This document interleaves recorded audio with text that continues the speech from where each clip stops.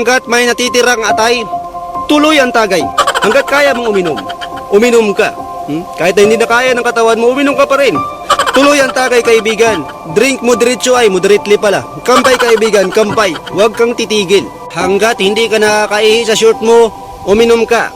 Hanggat hindi ka nakakaihi sa lababo, uminom ka. Hanggat sa hindi ka nakakatulog sa CR nyo, uminom ka ng uminom. Hanggat sa hindi mo nasusukahan yung bedsheet nyo, uminom ka ng uminom para palayasin ka na sa bahay nyo. At kapag pinalayas ka na sa bahay nyo, uminom ka pa rin. Uminom ka pa rin ng uminom. Kahit na pinalayas ka na para palayasin ka na dito sa mundo. Hanggat hindi mo nararamdaman yung sakit ng tiyan, wag na wag mong titigilan. Bago mo tigilan, paghuli na ang lahat.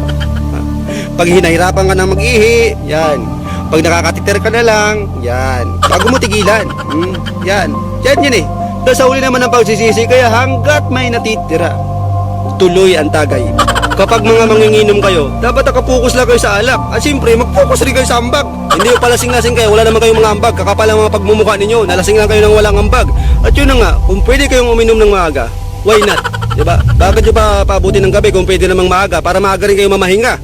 Maganda nga yan, di ba? Para mabawasan yung mga lasinggero dito sa mundo. Siyempre yun na nga. Ha? Gusto mo naman yan para magkasakit ka kagad. Ha? Yan naman ang gusto mo. Gusto mo mangyari sa katawan mo, di ba? Tsaka kahit na may trabaho ka, dapat uminom ka. Bakit mo intindi yung trabaho mo? Uminom ka para hindi ka makapasok. Para kinabukasan, may suspension ka na. Huwag mong intindi yung trabaho mo. Uminom ka na lang. Yan naman ang gusto mo, di ba? Tsaka bakit? Malalasing ka ba sa trabaho mo? Ha? Tanong lang, malalasing ka ba? Hindi ka malalasing. Sasakit lang ang ulo mo sa trabaho mo, sa mga kasama mong sip-sip. Kaya uminom ka na lang. Ha? Unahin mo yung pag-iinom. Yan yung priority mo. Goal mo yan eh. Diba? Huwag ka nang kumain para magka-ulcer ka. Gusto mo yan mangyari sa katawan mo, bahala ka sa buhay mo. Yayain mo yung mga tropa mo, pare-pareho naman kayo eh. Mula umaga, tanghali, hapon, gabi, hanggang umaga, drink moderately. Ha? Ay, moderately pala. So, yun na nga. Bakit mo iisipin yung mga ginagawa mo? Pwede ka namang uminom na lang eh. Ha? Uminom ka ng uminom. Yayain mo yung mga kaibigan mo, malulungkot yun pag wala silang kasama. Tsaka diba nalulungkot ka kapag hindi ka nakainom? Nanginginig yung mga balat mo.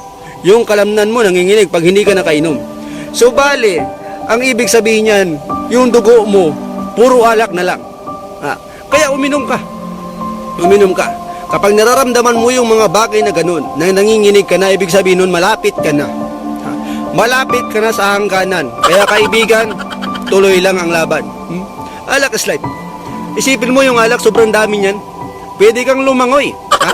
Pwede kang lumangoy. Pwede mo gawing balon. Pwede mo gawing gripo. Pero ikaw kaya, hanggang kailan ka tatagal, kaibigan? Ano ba sa tingin mo ang iniisip ko? Ang iniisip ko ay ang kalagayan mo.